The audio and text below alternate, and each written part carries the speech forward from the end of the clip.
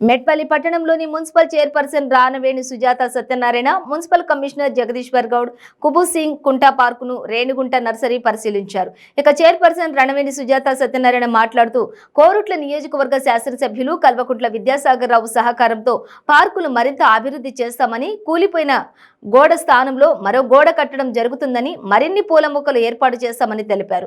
రేణిగుంట నర్సరీలో మొక్కలకు ప్రతిరోజు ఉదయం సాయంత్రం నీళ్లు పెట్టవాలని తెలిపారు. మొక్కలకు కావలసిన షెడ్లు ఏర్పాటు చేయాలని ఆదేశించారు.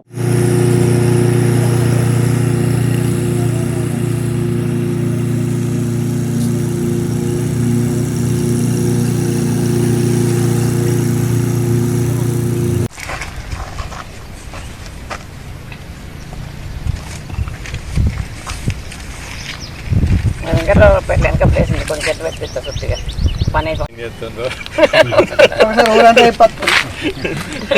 ఆడేందుకు పని జరుగుతుందో